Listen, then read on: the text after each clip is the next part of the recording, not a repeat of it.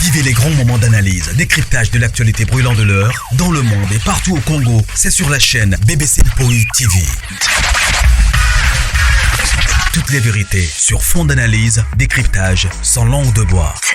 Sur BBC Mpoi TV, on passe au peigne fin, l'actualité brûlant de l'heure. Nous sommes fiers d'être Congolais, nous sommes fiers d'être Africains. Construisons ensemble une bonne société pour nous et pour nos enfants. Tous à la fière, Yakozala Congolais, tous à la fière, Yakozala Africain, tous à la na Bomoko, poto tonga mboka, pona biso, na banda na biso.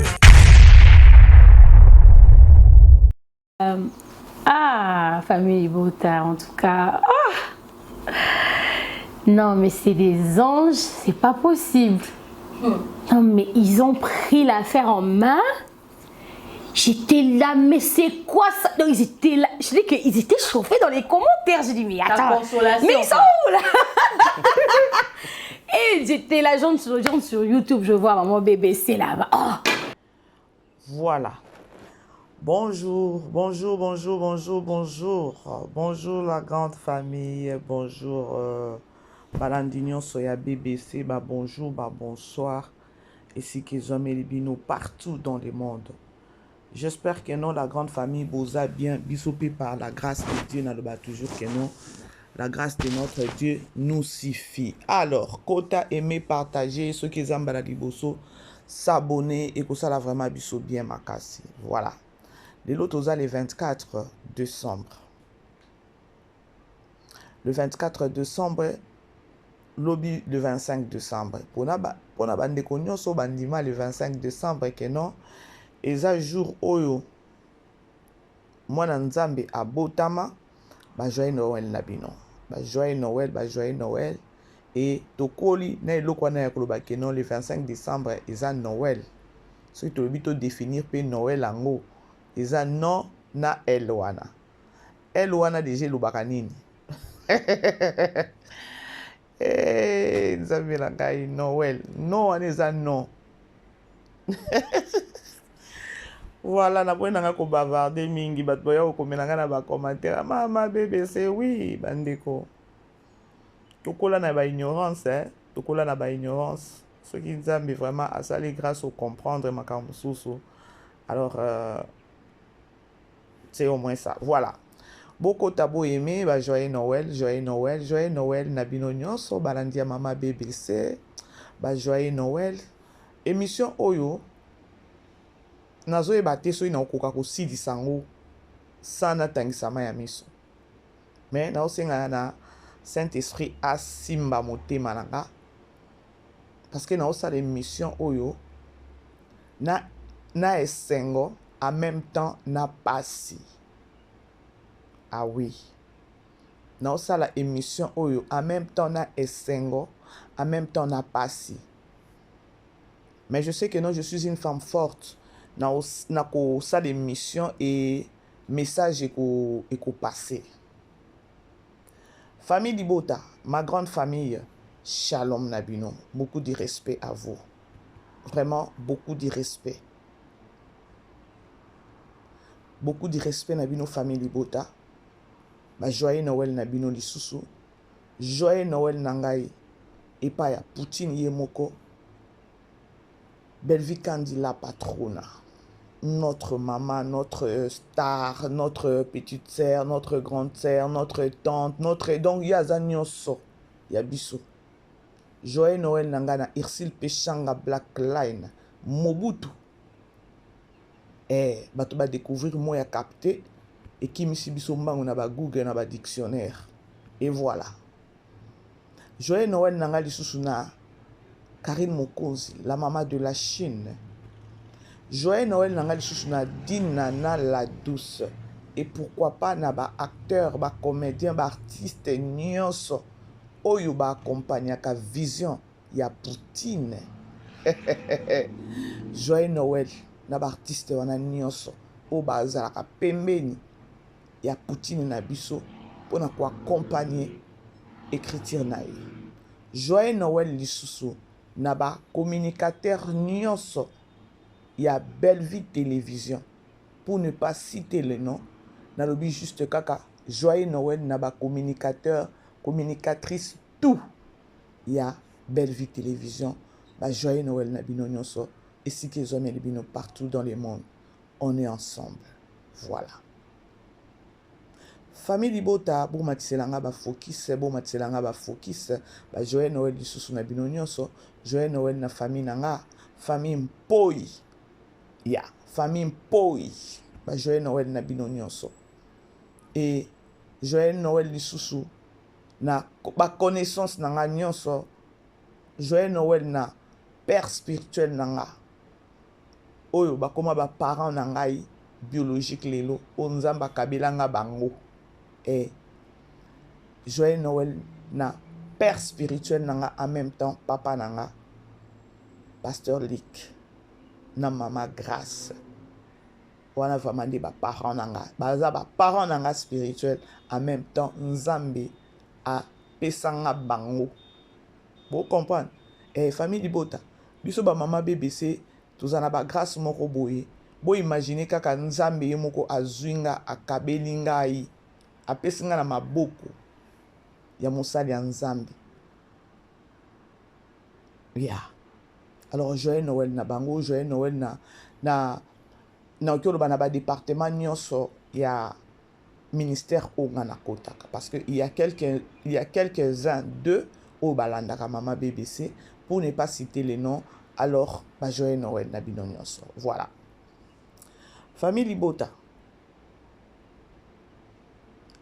je crois erreur moko esalemaki na Belle Vie Télévision oyo batielaki biso film ya 6e épisode avant-hier vers minuit yango esalaki que non hier lundi il fallait total yango mais totalaki yango te vu que yango ekotaki déjà na retard tozwaki bappel na bino tozwaki pe ba message mama BBC nasengaka toujours na bino bozalaka souple en esprit bozalaka agité te parce que ye moko mama biso azala moto ba agitation te alobaka ngo famille libota bozana maîtrise ya mère te biso nyonso tanga mama BBC nazaka chaud j'apprends aussi j'apprends à partir de Poutine nazo apprendre ya kozala nanu down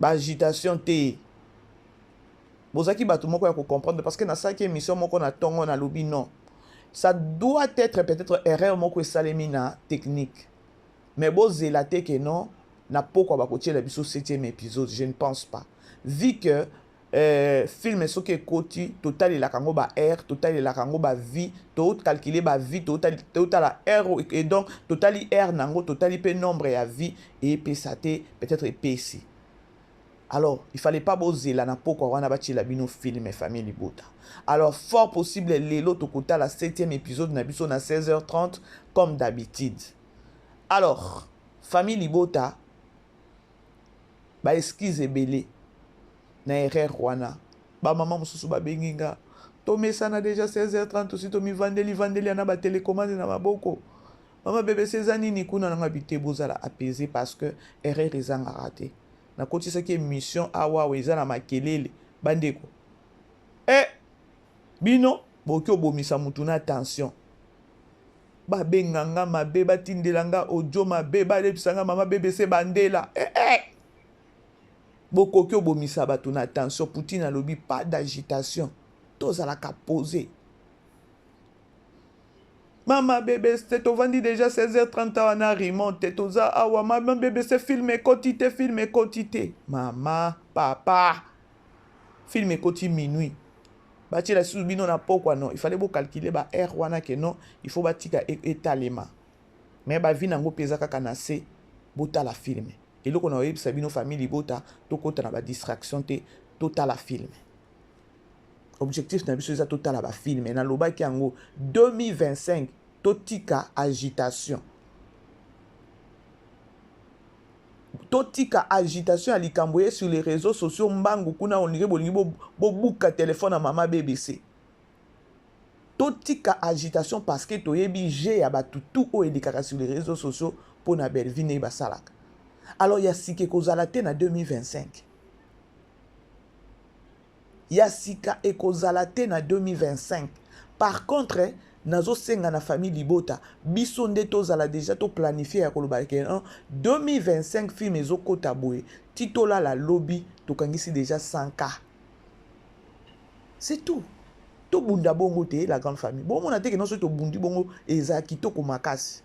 Pour ce to bundi bongo 2025 ko su to ebite ce qui va trophée en ndenge nini Poutine a kozwa. Vous comprenez? Tout ça la grande famille. 2025 to loba ke no film ekoti 16h30. Titola la lobby to la mukana 100K. To beti yango dada. Que herbo tambola ka bokata pe makolo na bino na 2025 oyo. Bokata makolo na bino, bokata ngo penza. Bandeko, moi je vous dis vraiment maman BBC malgré na travailler sur les réseaux sociaux, na tambola kate. Attendez na yaka kosala ba analyse na nga na émission yindi sur les réseaux sociaux. Na zalaka na soldat na nga oya zuela kanga kuna ya bwakelinga maman BBC. Ou encore sur une obi que non na leka sur TikTok parce que naza peine na page à TikTok mais naza vraiment te que non TikTok na chamaile na TikTok te. Quand ndenge zalaka na luka pe matière na TikTok o leki bo kuti déjà parce wakati séquence moko kuna ezo inda. C'est comme ça. So na lobina tout na 2-3 personnes eza ndenge eza na saleli yango analyse. Ngala ninga ko bebisa molimo na ngate ya ko bikota kota na bitambola tambola. Alors 2025 famille Libota, dites-vous ya koloba ke non. Façon oyo peut-être na 2024 notre maman a travaillé qui. Façon o biso to sapota qui est, to soutenira qui est, to matisa sous soutien wana na 2025. Soutien au bosala qui na 2024 pour na Poutine. Bosala ngo keno ezaki na C. Bo matisa ngo na 2025. C'est tout. C'est tout ce que na okiko ebisabino, c'est tout vraiment. Ba o baza d'accord na maman BBC, manifestez-vous na ba commentaire. Famille Libota partout dans le monde. Partout où vous se retrouvez dans le monde, ba o balandaka, ezala maman Esther, ezala bandeko na biso mususu ba communicateur, bo bandako se manifester. Famille Libota il faut to yeba partout boza na monde, bo se manifestaka. Pour na Poutine, bo vandaka kimiate. Parce que tant que vous se manifester, ils ont force pour Poutine. Bref, c'était au moins ça. Les lots sous 16h30, babiso bonsu total en 17h30. Film na biso ya leçon morale et quota. Et quota les lots total 7e épisode. Total qui 6e épisode malgré quota qui moins retard ou ne quota qui ba quota qui avant par rapport à ba R. Oh ba quota c'est la biso film.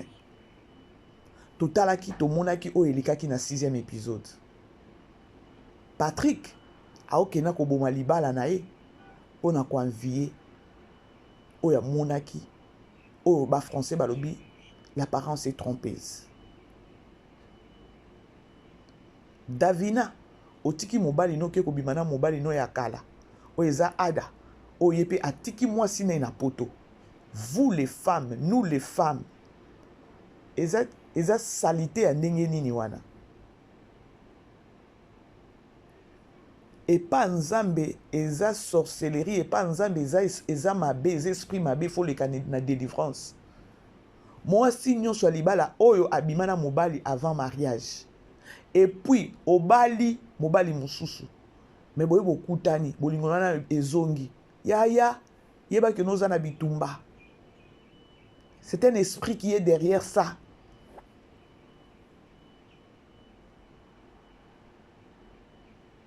C'est-à-dire que non, na Davina, na Ada, bangono so bazama be. Ada tiki mwasi na poto, Davina azana mobali na poto. Est-ce que vous pouvez comprendre l'histoire wana? Bandeko c'est à la ine et ça les maka.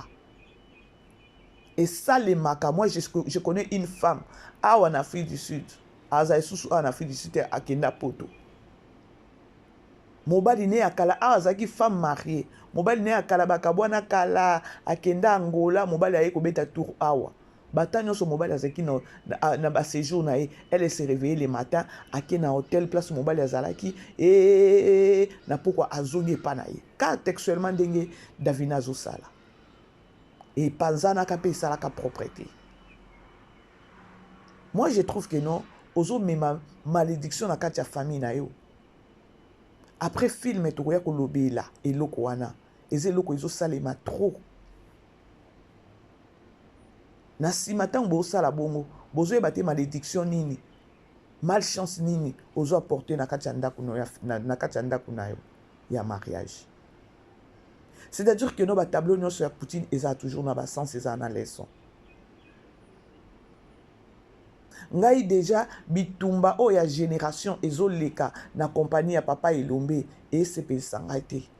Na oyoka motema pasi ya koloba keno lelo boti mwana na yo mwana no atangi akoli na âge na muke azwi licence na âge na muke asala musala ake kosala musala bitumba génération ba papa mikolo na bazo faire souffrir nazwaki kutu kaka ndenge na yebisaka bino nazwaki kutu témoignage ya mama na biso moko est-ce que donc bon peut-être ata émission mususu na osala na okotisa nani témoignage ya mama na biso parce que il faut na bavarder il faut na zo vraiment temps so na bina ba kutia ba audio ane ko zo moi temps témoignage ya mama na biso mususu atindelinga sur makambo kaka ya bitumba na musala ya ba génération ya ba jeune na ya ba papa mikolo et bitumba o ya génération na ba compagnie eza ya ebele la preuve ane que non tout monde na ba jeune pe ba okufa ba comprendre te zoka ba vie wana nde bazokota bikota kota ba osa bisala sala ba oboma bana.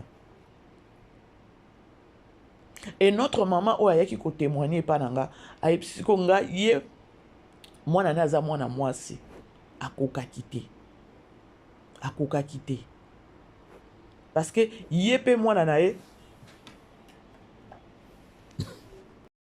azalaki mayele alekaki ba doyenne wana. C'est-à-dire que non Belleville aye ko révéler lisusu bitumba o elekaka na misala na ba compagnie ya génération ya kalana génération ya sika. Makambo o tokomona ngo wapi soki tokotala ngo wapi tokozala révéler wapi soki pa Belleville te. Bino batu boyinaka Belleville boza maudit bino batu boyinaka Belleville boza ba malheureux na pire esprit na pire esprit exacte que non qui fanatisme na pire esprit parce que chez Belleville c'est ozotala que non botala bitumba o ya génération tokotala ngo kaka bongo tokomona ngo kaka bongo na film mais non c'est à la haine mona no kolisi obokoli peut-être na mboko peut-être ya makala ya pondu et voilà asisi azui musala bakende ko bomelo kuna bakende ko neutraliser kuna bakende ko nyokola kuna non bakulu il faut bayeba génération na bango ezoki na kosila bakotikala wana se côté ce sont de bana wana nde bakosani nini ya mabe eza soki bino génération ya kala boyambi bana wana ya génération ya sika boyebi ke no toza ba partant anytime lelo na âge vie à âge to kende déjà na nani na retraite boyamba bana wana bien bolakisa bango musala bozala na bango bien ata lelo lobi oke na retraite na yo. Mais moi je ne pense pas que no bana ba kobwa kisayo génération na siki kobwa kisayo et ko penser à koloba papa wana ta una yaka na musala ayambanga bien papa wana te balobi azobela non na ke ata otikele boîte miliki. C'est ça. Est-ce que bo réseau naka era ba traité ya ba retraite na bino ya koloba ke non o planta kinini yango na lobaka chaque jour et pas ya nani et pas si la uka na lobaka et pas na chaque jour ya koloba ke non o moni nani succès o yo moni lelo etikala te si la parce que oza muto liboso te siko di toi ya koloba âge tango ezo avancer lelo to moni ba mama pembele ndenge ba komi wana dis-toi que non yo poko koma kabongo oui siko na moment wana okomi bongo nani akoya kotala yo na moment wana vous comprendre yango na lobanga na ngai chaque jour awa eza na bato balinga mama bébé c'était pour na ba vérité soki yo kolinganga te pour na vérité soko kolinganga te lokwa bato bakoma ko ina belle vie pour na ba film oya zokoma zo révéler ba biso pe ba mama bébé c'est toza wana toyaka na ba vérité pe pour na ko révéler bino ba vérité mususu pour na ko faire comprendre bino so inanga o ininga mais na lobeli yo déjà nini ya pasi ya koloba ke non lelo génération oyeye na yamba bango kaka na mutema moko lobi na koki okende bano peut-être ata bana nanga te ata bano pe bakosunga nga ntango pe bango pe nde bakoki kokunda nga. Pourquoi bato bazangaka réflexion wana? Bato baza plus animé na mabe. Alors Poutine azalaka wana, Poutine umela vraiment. Ceux qui ont bavardé sur film, à chaque fois ceux qui ont la tableau wana, ceux qui ont film, tant on a sisi na vandi na comment réfléchir. Ah, mokili ezaka mabe.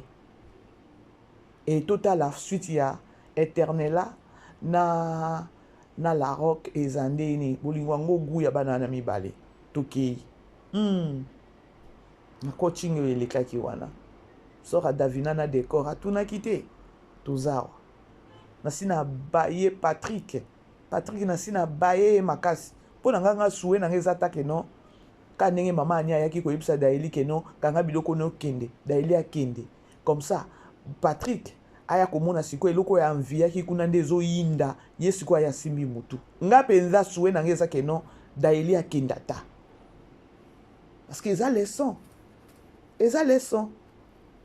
alors bref la grande famille on est ensemble tozala wana nasina yebisi bino na obeta toujours c'était ya koloba ke no façon auto soutenira qui Poutine en 2024 eza na C to essayer à komatisa ngo na 2025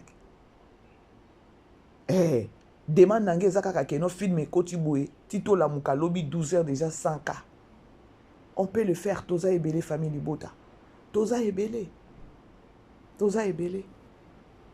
alors bref nakangi na nous parenthèse na kota sikoyo na lisolo nanga bomoni titre nanga bomoni pe photo ya miniature nanga. Waouh Seigneur nasengi simba motema nanga parce que na yebisa ki bino déjà ne bandeli keno émission oyo na nina sala sur Linda et pesinga esengo en même temps et pesinga na pasi na motema mais je sais que non message nanga ekozala passé. Pourquoi pas na lobape message nanga ekozala capté. Oh, Congolese people, you guys. Voilà. Tozaki biso wana nyonso ebele. Totala ki émission ya Linda, obayamba ki Linda. C'était na okyo lobakeno ezala ki première sortie médiatique nae après bambonge, après tout ce qu'elle a traversé dans le monde nae ya art. Ngai nakoki koloba nanu avant na kota na yokeli sila mawa na bengi nanu sila natika nanu sila uka natika nanu mama loketo na bengi yo na kombo na yo sila na yokeli mawa et je vais m'exprimer pourquoi ou encore je vais m'expliquer pourquoi na yokeli mawa bandeko. Émission wana esali une affaire il y a 2 heures. Je suis pas 2 heures, 1 heure et quelques toki hein. Bozela avant boya ko corriger nga po bino bozala ka wana on dirait ba attaquant. Na kota kaka nga moko na talesa ki combien de minutes et combien de heures avant boya ko attaquer nga. Esali 2h20. Émission moko il y a 2h20 avec Linda. Sila ou encore nabengo ka sila uka vraiment boyebi ke non comment est-ce que Sila uka elle a perdu cette fille comment est-ce que elle a pu lâcher nani Linda Kendi vous allez comprendre oh nakoloba bo naloba ke non Sila azana ba semence moko boye o eza ya bien te na kati na ye Mama loketo azana ba semence moko eza ya bien te na kati na ye. Nakobanda émission na ngai na moment oyo bon nazwa muke ya oyo Linda a relataki sur ba réalité oyo alekanaki nango. Pourquoi Linda elle a été peut-être dans que rejetée ou encore na okoloba pona nini azai susu pembeni ya SBT bandeko eloko moko ezanga nango tina pour elle ayebi kaka keno balobaki keno atonga bandeko vous savez kotonga oyo c'est tout le monde qui atongaka il faut zaka mutu moko ya otongaka mingi oyo kolinga batonga yo te c'est pareil avec moyibi moyibi aza mutu moko boye soki azoyiba mais ye koyiba ye te moyibi soki omeki koyiba ye bandeko il oublie aussi que no yenda yepa yibaka Linda jusqu'à présent ya yebika que non baloba que non atonga jusqu'à présent batika pe kolongoela ye biloko atonga tinani ba audio te ndenge atonga et voilà et après eloko esalinga pasi elle a informé aux gens ya koloba que non ayaki koyeba que non elle a été chassée ou encore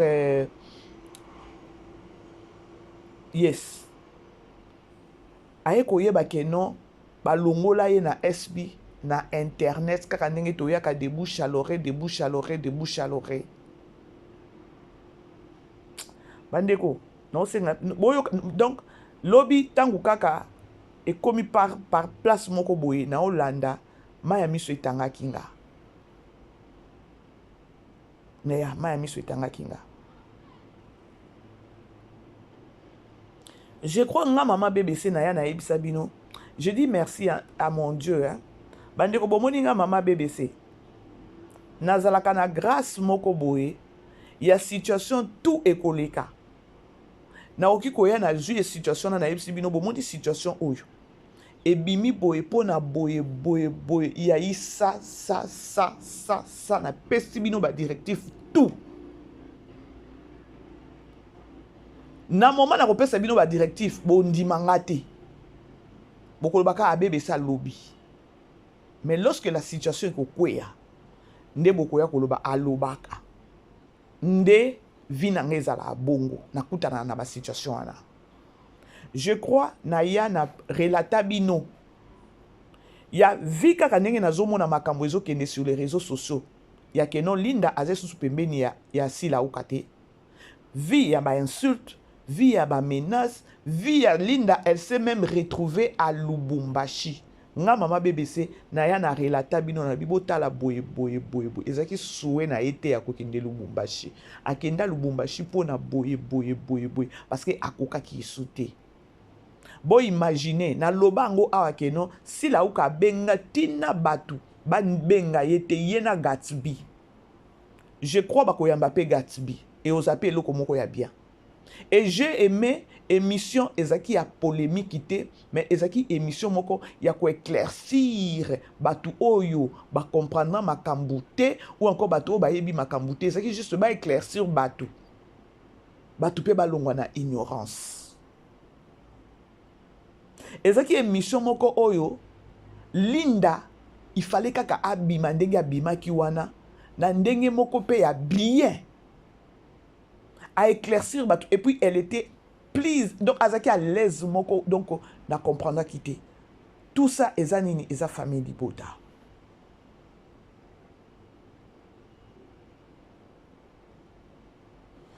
moi na lobi keno babengana ki pour que soit disant atonga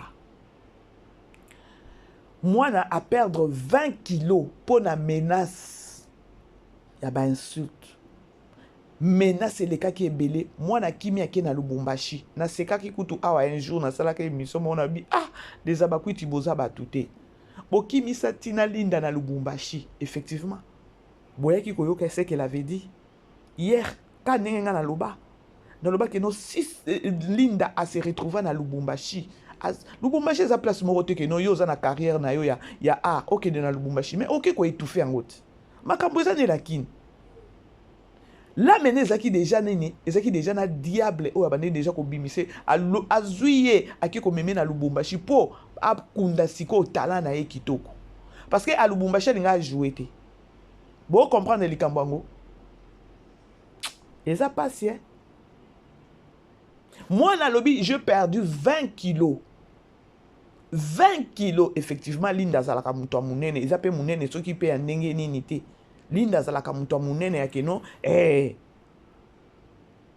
a perdre 20 kilos na kati ya ndako na ye na ndako na epa na bango abane sukokoka te siko nga nalobi bino bato boyaka kofinga bato mosusu moko boyebi bafamille ya bato te tomoni ndenge bayambaki baconcert na biso epa balinda tomoni ndako tomoni linda osentir ke no eza mwana oyo azwa éducation eza mwana leka na bande de l'école bandeko botikanga na bavarde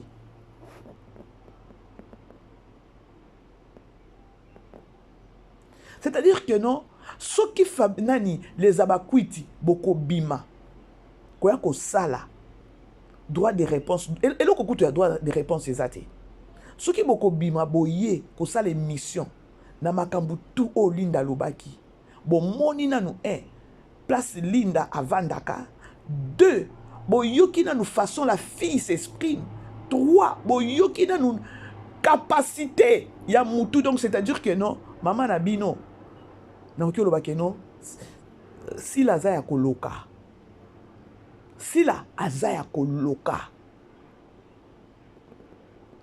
sila kovandaka na bato te soki boko bima boya kolobela linda mabe bozangi soni te bomoni nga soki nazaki communicatrice ya sila uka na minute oyo namoni sortie médiatique ya linda na osalela ngo même pas analyse na kosilama parce que émission wana kobanda nanu ka na barrière bayambi concert na biso nyonso ndenge lekaki wana balie etu na osilama soki siko linda utaki na famille moko ke no mama na atekaka pondu bachroniqueur asila soki bokobima na obenga bino boza ba nonsense bosilama boyoka soni boloba ke non comment est-ce que maman na biso a perdre mwana oyo avec beaucoup de respect mwana zoloba zo continuer aza de na ba blessure na ye malgré que no ba blessure ngo e komi ko kauka vu que non famille libote eza wana mais elle garde toujours ba respect ebele na mama bino soki ezaki bato mosusu ya mangala ebele lokwa bakabasele lokwa babijou elle devait peut-être manquer na niveau moko parce que pesa qui est parce qu'elle s'exprime abimisa nyonso azaki na kati azaki na kati ya mutema na ye azoloba azo réfléchir biloko azolobi azobimisa ngo na munoko na ye et elle garde toujours beaucoup de respect na mama Sila.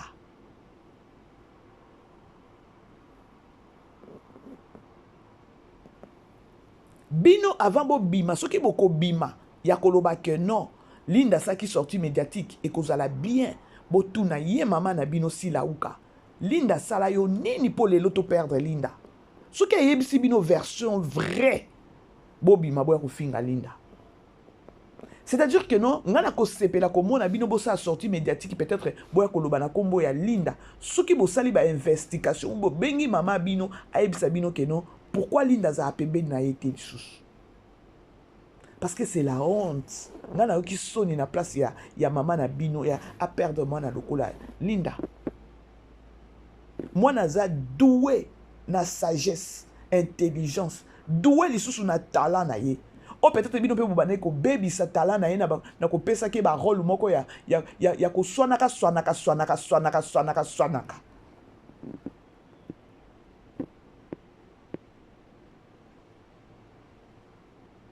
La grande famille, beau aimer, beau partager.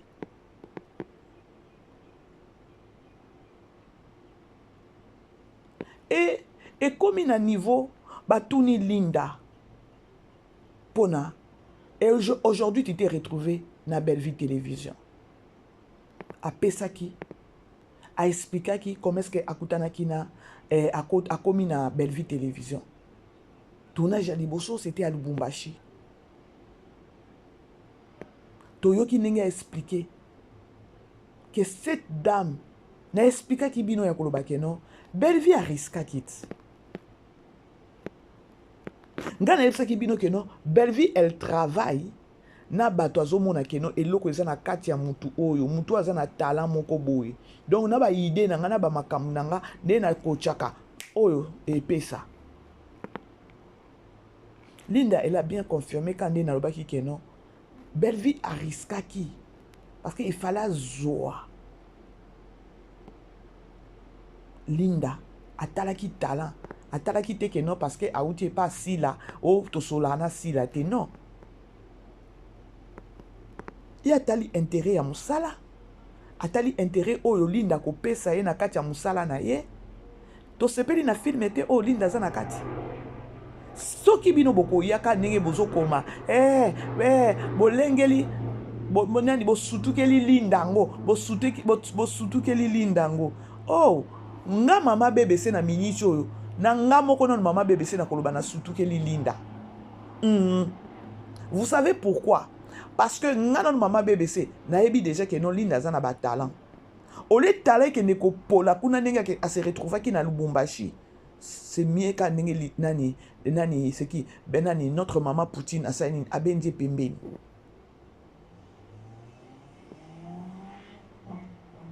Na ba film oyo Linda a tourné na Belleville Télévision. Ils ont marqué. Oye lobby ye moko ya koloba keno naza na ba talent nanga. Naza na ba jeu nanga ona jouaka. Mais avec Belleville, elle va te demander plus ya jeu oyo za nango, oyo yebi, a bakisa sous jeu mususu. Que oyo pesi oyo sali yango wana. Mais naza na bezo pesa ngai sous plus naza na bezo alaki yo passage. Ya oyo azolingo pesa ye. Ah bandeko botika biso to za pembeni ya Poutine ko. Nga za pembeni ya Poutine te mais quand ne na mona kala ba tournage na ba film na ba nani na comprendra déjà ta non maman moko benga maman BBC yo soki yo il faut ta Poutine atindelo ta tableau moko partir Afrique du Sud. Poutine au moins famille libota ba komi osaka nanga balobi maman BBC yo il faut peut-être ta Poutine atindelo tableau moko boy obetango à partir Afrique du Sud et puis ba tindi. Po yo soki Poutine a coaché yo obetango pe dada ngabi famille libota boko misukuna otika nga kaka na communication te donc c'est-à-dire que non avec Belleville ozala na capacité ozala na facilité moko ya ko comprendre ye nga na comprendre na vanda na Belleville na yebi Belleville mais soki nzamba sali grâce moko que non na za pembeni ya Belleville lelo na ozala na facilité ya ko comprendre ye et lobi ata Linda elle n'est pas difficile. Bino moko boyokaki o Linda lobaki pona Belleville ezate poto flatter poto za ba fan na Belleville non to check fanatisme à part mais tozo ba o eza ya solo.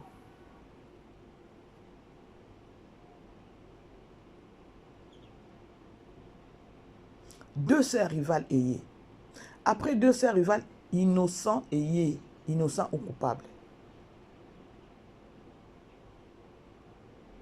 Linda Lobi, to jouer jour à Liboso na Lubumbashi to 2h du matin.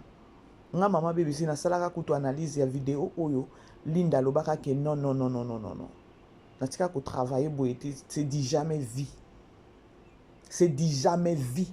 Nga maman BBC na bino munoko soupe na beta analyse ya iloko wana kaka muke wana o nani Linda Lobaki. Nga na yaka na baloli yango penza. Pour elle, c'était dit jamais vie à travailler à Bongoté. C'est-à-dire que non, elle lobby très bien que non, moi je veux mon travail, j'aime mon travail. Dans ce qui déjà, dans lobby na oti kananga musala o, na se retrouver dans Lubumbashi. Muto zongi siye lelo, c'est belle vie. Vie à ba réalité de kanaki nango, vie à makambo le kanaki nango, akunda ki déjà musala na ewana. Ce qui lelo to retrouver les sous nani Linda na ba scène et lobby yé moko que non cette femme m'a sauvé la vie. Tango a lobby cette femme m'a sauvé la vie. Et ça pour nani poye déjà akomaki na suka. Atikaki akomaki déjà NON atiki comédie atiki théâtre. Po bafuti ya ye monnaie de singe na mutu oyo ye atiaki confiance na mutu oyo ye amonaki azwaki lokola mama. Bandeko ntango nazoloba awa ya koloba keno na place ya Silauka nga nayoki soni. Comment se fait-il que yo ozo travailler na mwana oyo aza pa baboti na ye aza pa mama na ye oyo aza avocate boza en collaboration na mama na ye bo solo laka oza na numéro ya mama ya Linda voyage nyonso si s'agit ya kobima boye tu appelles la maman de Linda pour na ko tenir informé que non maman toza na boye tozo boye to voyager boye et maman ya Linda bande ko libérer mwana na maboko na yo. Sila na bengyo sila na bengyo sila na bengyo 3 fois ma chère luka elongi ya nzambe na bosolo mama o na oloba e uta isusu na mutema ya koloba keno eza conseil gratuit na opesa o. Tu ne pouvais pas faire ça. Ya lelo oza isu na Linda te mais mama ya Linda oza na numéro na ye sans pour autant ta kobenga mama ya Linda par respect signe ya respect ya mama wana tikela yo mwana na ye ya keno a donc atikela yo ye bosala na ye musala. Tu as le numéro mais otikala ta kobenga mama wana te mais mwana na zo finga mas butu lokola moi. Linda l'a dit alobi yango très bien mama nanga e blessaye ti lelo Linda si la benga mama ya Linda te si la ti oza genre mutu nini mama nanga yi oza genre mutu nini ya zala pe courtoise ko mokilo eza ya biso te mama oyebi batu combien bazwa ba succès pe si la oyebi pe combien batu bazwa ba succès pe bakenda na sa mabele bakenda na ba succès wana te. La maman de Linda sali yo nini na sala émission moko na lobango na loba sila soki Linda oyo malgré ba insulte bima et bima ba finge butu lokola moyo koti na page na TikTok tu vas pas aimer mais soki ezaki bana moko ba sans éducation mais nani Linda pa bima koti akeke pe ba yambi alobi di n'importe quoi na kombo na yo parce que Linda ndenge azana bovanda ki na ye ayebi ata quelque chose ya yo ayebi ata katimini na yo. Lorsque moi na 18 ans na ye azoboya ta kobima batu bazolo babokabwani mais elle ne disait absolument rien abima pe jour mususu ya koloba keno au grand jamais nga na okiko ya kofinga mama Sila voire même mama ko sepela na eloko wana te keno nga na kofinga mama Sila mais Sila par signe ya respect ozaki mutu moko akota ya kobenga mama ya Linda soki pe ya solo yoka kikeno Linda asali nini atongi yo Linda asali yo mabe Linda asali boye asali yo boye mama tu étais là il fallait benga ta mama ya Linda na katimini bolinga pe bo arranger yango elinga ko bima ndenge bimi boye te. Siko laisse-moi te dire que non au moins une façon gérer qui situation na yo mabe ya séparation ya yo na Linda lelo yo ndo ko bima mabe makasi parce que tu n'es pas une bonne personne. Lelo mama Linda oyo aza avocat atangisa mwana na ye français ezobima ezokende Linda lembeseke mama non nasimbi mutu na bi comment est-ce que s'il a à perdre mwana oyo avec beaucoup de respect aza je sais pas s'il a ozangi ata kobenga mama ya mwana oyo obandaki kobenga ye ya koloba mama tozokende soki na Nigeria soki na Côte d'Ivoire donc osundoli Linda en même temps opakoli na mama na ye busosalité ya koloba keno omoni aze lokote. Maintenant si là je demande une question si là ouka aujourd'hui tu t'es retrouvé peut-être quand on voyage à Canada aéroport kuna omoni pe mama Linda na aéroport okiopé ça ye mbote parce que cette maman là a sala yo elokote sauf que lobito solo là tant on a loba boyeza juste pour na ko ramener savoir il y a batou il y a beau comprendre que non si là c'est une mauvaise si là aza maman aza moi si mon bien té dis-toi aujourd'hui au Koutani peut-être na maman ya Linda na aéroport quand on voyage aka ou ti ko ça ceux qui na Belgique to ebi que non ceux qui papa ceux qui les mundela za na Suisse to moni na Suisse te bino si la ko si la mabe ya okutani sikona mama ya Linda na aéroport asa simbi saki na ye azokende peut-être soki wapi ye pas voyager beaucoup tani na aéroport non parce que balobi ke no mokili ezalaka moke osandeni okobatama ou encore tu vas aller kopesa mama na mbote. Moi je ne pense pas soki ngai yo na okopesa mbote te. Pourquoi? Parce que eza hypocrisie lisusu nde okolakisa. Boyeba pourquoi na obeta sete na eloko na olingaka na faire réfléchir bato bo comprendre la personne de si là. Est-ce que maman ya Linda zaki na problème na ye? Soki ya yoki ke no ba yebise ke no Linda a tongi. Mais Linda bengaka ye maman. Comme pour dire que non, elle a une autorité nyonso ya kobenga Linda. C'est quoi là? Na ba réalité ngo dingezo ke na ba réseaux sociaux to boma moto oyo e bima libanda te. Pourquoi ozaki pe na numéro parce que Linda za mwana o famille de pesa ki yo na maboko. Maman regarde ce qui se passe entre ngai na Linda. Ovandi na yo kimia, mwana bato fingama, mama bato fingama, mama bato matana miniature. Nazo tuna kaka motuna na ngeza moko.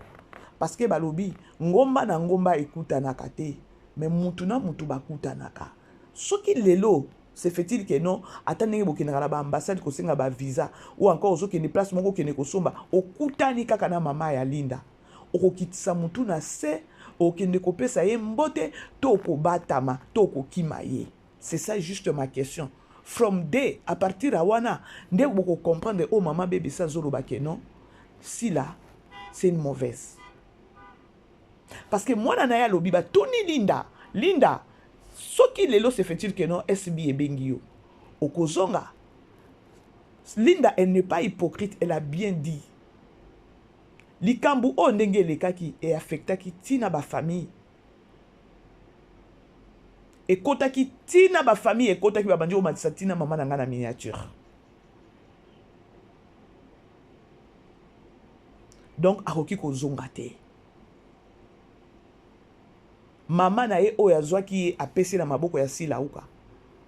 Sila zongiseli mwana na ndenge ya mabe likolo nango na mafinga. Bomona pourquoi na lobaka ke non? Ba insulte nyonso elekaka na ngambo ya ba communicateur ya Sila. Elle est pour ça. Elle est pour ça. Pourtant mwana na Linda bazo finga ye. Il fallait talata eloko na ya koloba ke non mama mwana oyo naza na numéro na ye. Mama mwana o na benga ka yesu ki s'agit ke noto bima libanda mboka na benga ka po libérer nga mwana. Ma finga o ko affecté pe mama mwana oyo. Mama mwana a un problème te. Malheureusement, elle n'a pas pu faire ça. Soi-disant éducatrice Yamas. Soi-disant éducatrice Yamas. Bon mona biloko oyo to bimisaka nga mama bébé se na bimisaka. Nga na lobaka tata on loba boy. Na inisi la te. Par contre, peut-être je vais l'aider.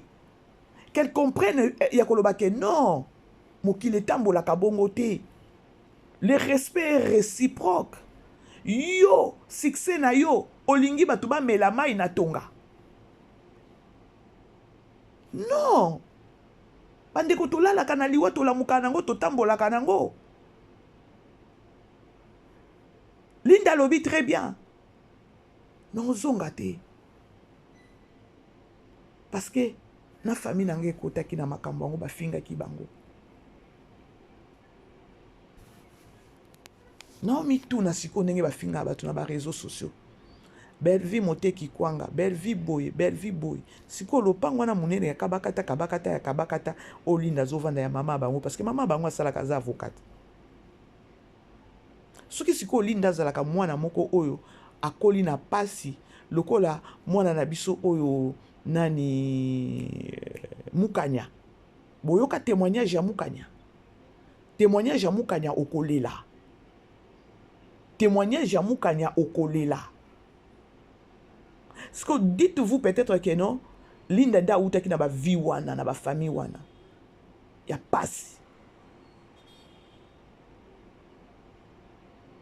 Bon mon a place on a webisa bino bota na niveau ya mama ya Linda. To ya kotombola mama na été. Non, linga kaka ke non, cette dame, il fallait azota respect. Il y a coup de fil, il y a Sila. ya koloba maman regarde ce qui se passe avec Linda boy. Peut-être on a sima na maman palinga loba sila azaka aleki na yo bobongisa ngo ya l'amiable.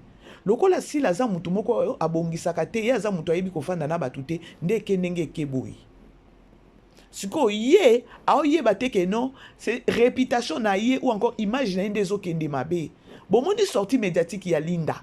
Boyoki ndenge la fille elle s'est expliqué ya koloba a expliqué biso très bien ya koloba ke non réalité ça qui boy. Boyebi ba konzi combien ba otala. Boyebi ba autorité combien ba otala. Boyebi ba tout combien ba ko juger pe si la na eloko oyo.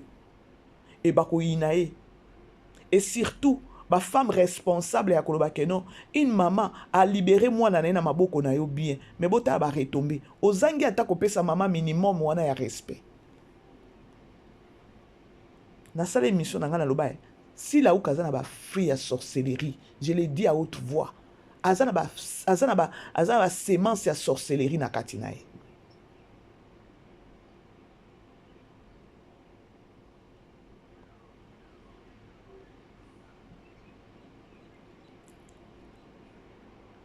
La grande famille, beau aimer, beau partager. J'ai dit merci nanou à Linda. Linda Batouni, c'était comment la famille Libota lorsque l'apparition na yo na Belle-Vie Télévision. Linda Lobi non.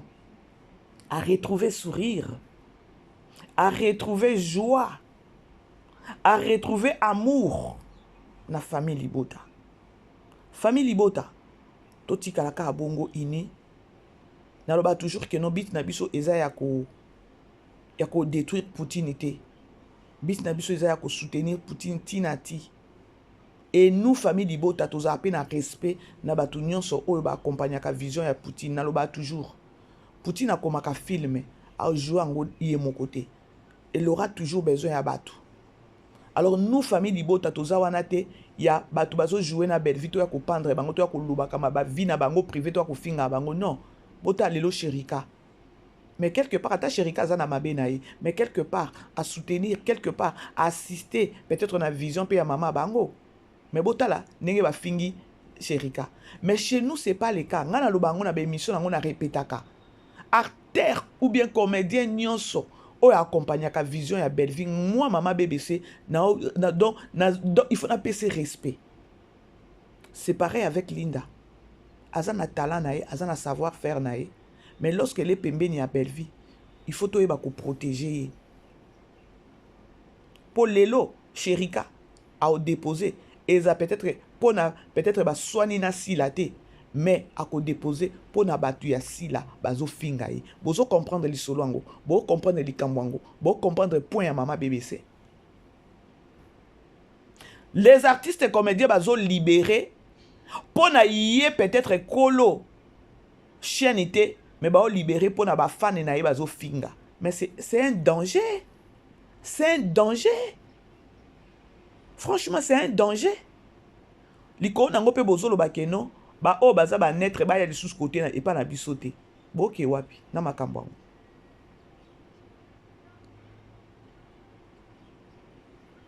La grande famille beau aimer beau partager. Apparition ya Linda na Belle-Vie Télévision et ça li que famille Libota ba pesi sous Linda et sengo. Linda lobi non. Nous sommes là.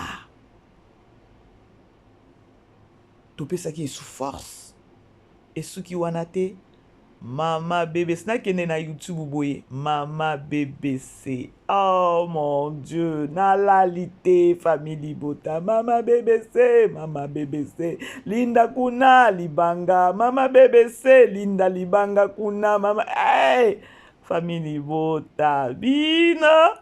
Ah non, bo umela. Bino boza vraiment na mutema. Nalamuka na tongo boye ba message ba audio mama BBC libanga kuna Linda bwaki yo nazaki pe wana nga moko tozaki to si saki live wana après na première wana na 900 et quelques personnes tozaki en ligne. J'étais là Et lorsque pe alobaki ke non na koni YouTube goboyo tali mama BBC na komantaka te mais na komantaki kutu ya koloba ke non je suis présente na live. Vraiment ça nous va droit au cœur. Esengo ya Linda eza esengo na biso. Linda baza bana moko ya mike ya koloba ke non lobi bangonde bako remplacer ba Poutine. Et Poutine azui Linda pembeni na ete pona ko nuire mutu non. Poutine a tché pembeni atali talent na ye. Et voilà. Alors Linda ba merci parce que na ba émission nyonso franchement nga moko pe nazo reconnaître que non na matisa ki penza nani Linda miniature. Ma BBC na matisa ki penza Linda miniature et na banda ko pesa toujours force. Ya kolobe que non tu paies. Et les lobo yoki yemoko témoignage apesi ya famille liboto ya mama BBC na mama chic je crois ya. Toza ebele pe o to bana yo lobela e. Et d'ailleurs juste pe en passant de atanga ki ba kombwana bandi musu ba betana o pe li ba côté voilà.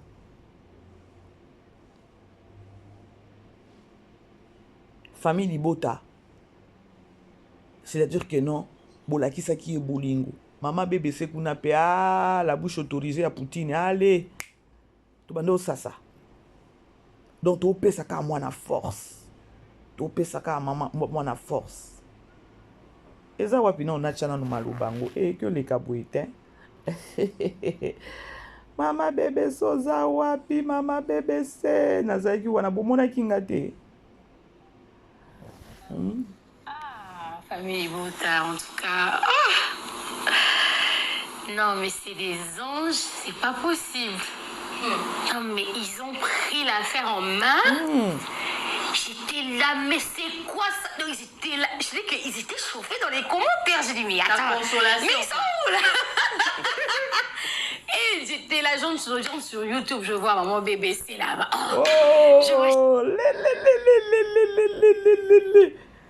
Mama BBC soldat makasi ya Poutine bino bobo misanga bochelanga na se. Vraiment, c'était aussi ça notre souci. Il y a Linda a retrouvé Joanaï. Il y a. Moi, personnellement, na yokaka mabe. Non, mon na ba life na Lubumbashi. Oh, Seigneur. Et voilà, je suis maintenant de retour à Lubumbashi, à Kin. Juste pour na filmer, oh, ya tourna ki na ba Poutine na Lubumbashi. Aye, pas na zonga, na zongi. Encore na dio na Davina et bika bangone ba beta ki kati. Et Poutine a commis kobenga na ba film. Pour être vrai, si aujourd'hui Linda se retrouve à Kinshasa, c'est à cause. Elle se retrouve encore à Kinshasa parce que Abima qui est mon copain non na koma ki koluka déjà ndaku na Lubumbashi. Poto bete lango c'était si tout ce qui au moni lelo Linda na kin. C'est à cause de notre maman qui est Poutine de Décritine Belleville Candila Patrona. A salut tu maman. Lelo to moni Linda na kin. Eza pona Belleville to chamai na munokote to kende gauche droite ite mama BBC muto alobi la bouche autorisée ya Poutine. Lelo ce qui to moni Linda na Kinshasa, c'est à cause de Belleville Poutine na biso notre maman. Moi na kenaki déjà komi kundaye moko na Lubumbashi. Et voilà, à se retrouver sous son maboko à Belleville. Et souki wanate. Ba confrère ba tourner si s'agissait que non au signer contrat. Abina on boya ko signer contrat te. Peut-être ezana babilo comme c'est normal. Attends to ke na ba hôpital ba bi que non on va t'opérer. On dit tu es malade. Il faut ba opérer yo non. Il y a na opération na ba opérer so ba que non signer awa. Ce qui oboye loko moko boy. Oboye ba ko opérer yo pété. Ezala kanango c'est normal ya lo ba que non. Ce qui yo lo ba que non avant na signer ba la kisinga boy ba droit na ye. C'est bon pourquoi pas ko signer. Si qu'on a mini chonga na oloba ke Poutnani belle nani c'est qui la fille Linda Divina oyoyo Divina Linda yebaka pe a ozal Divina tu es Divina ba ex Linda wana to linya ngote parce que lorsqu'on dit Linda to mona ba moko loketo Hein? C'est Divina. Chez nous, c'est Divina.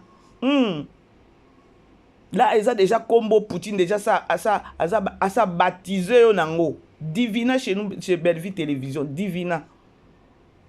Pour la minute, ceux qui n'ont se retrouver na Kinshasa wana, ils ont pour la Bellevue. Na minute, tokoloba non, Linda aza Bellevue Télévision. Aza produit à Bellevue Télévision. Eh, to chama ina munoko te tozo wele la été.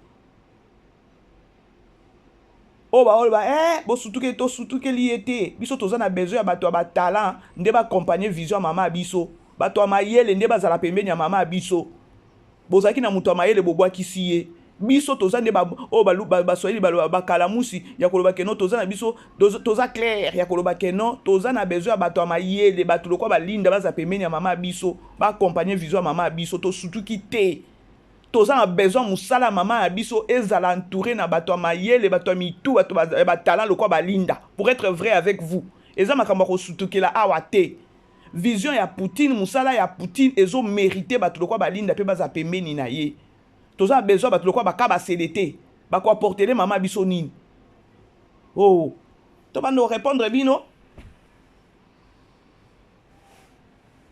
travail ya Poutine ezo mérité balinda ba pembeni wana bazoka ba coaching ba pesa biso ba biloko moko ya bien boyoka kité qu'est-ce que Linda a dit depuis abandi carrière na ye ba tourner question wana vraiment coup de chapeau na question wana depuis abandi carrière na yo film nini oyo penza e bimi e pesa yo penza que non awande film o alobini alobi innocent et coupable outi na télévision na chaîne nini na chaîne na Bellevue Télévision depuis abanda carrière na ye 10 ans na ba film tout a tourné à se retrouver na film oyo ya innocent et coupable parce que za film moko e beti mama na ye parce que maman na ya bana kolinga azala avocate et elle avait tapé fort bisonyo son asaila ka ngope analyse awa nalobi non botala Linda et loko Bellevue a PC avocat ndenge a beti yango. C'est-à-dire maman na ezwaki ye molimo. Donc sa maman a se retrouvé na eloko na bi non. Bino moko boyoka ki ne place na lelaki. Donc 10 ans de carrière na ye eloko est tapé fort eza innocent et coupable parce que innocent et coupable yé classe maman il fallait ça à ce qui ba droit à comme avocat yango na beta ki yango bongo ala akota ki kutu na personnage tout ça là ki yango a ba analyste ou ba ki yango c'est-à-dire que non maman na yé na minute au fan ya Poutine toke nango bongo bolobi skoni maman ya Linda fan ya Poutine. Parce que maman Linda déjà à comprendre qui est Poutine. Rôle kaka pesa ki mwana na ye wana. 10 ans de carrière. Mais film oyo pesa est tapé pe maman na ye oh maman na lobi non. Et ça qui innocent et coupable. C'est quoi innocent et coupable et wapi? Et uti na Bellevue Télévision. Boko tosa. Toke na ngonde ni, tosali ngonde ni. To surtout que lié. Na maman a sepeli amoni que non ba capacité ya mwana na ngai faza ya pembeni ya Poutine. Donc bon mwana siko maman beli maman ya Linda na Poutine bo somba ba papier hygiénique belé po ba diarrhée bo oleka. Boye ba ofanda na batute. Bo moni boye ba ka kofanda na batu. Boye ba kata na hypocrisie boye ba ka bo bimisa te que non boza ba kuluna. La grande famille na ozonga lisusu parce que oh na otikate na oya lisusu na ke su kota l'émission ngo nyonso tout on a lobité na oya Linda je t'aime merci pour na libanga et yokani makasi on est ensemble c'est-à-dire que non biso nyonso wana tozo soutenir kaka Poutine na biso famille libota 16h30 film na biso lelo bobo sanate. Alors merci na bino nyonso na ba message nyonso botindi na monaki na live ango pe na zalaki nga moko na miyokela ki libanga na ngai ya mama BBC. Équipe pour la rater. La bouche autorisée. Voilà, bisous là-bas. Vivez les grands moments d'analyse, décryptage de l'actualité brûlante de l'heure dans le monde et partout au Congo. C'est sur la chaîne BBC Mpoï TV. Toutes les vérités sur fond d'analyse, décryptage sans langue de bois. Sur BBC Mpoï TV, on passe au peigne fin l'actualité brûlante de l'heure. Nous sommes fiers d'être Congolais, nous sommes fiers d'être Africains. Construisons ensemble une bonne société pour nous et pour nos enfants. Tous à la fière, Yakoza la Congolais, tozala fier ya kozala africain, tozala na bomoko po totonga mboka po na biso na banda na biso.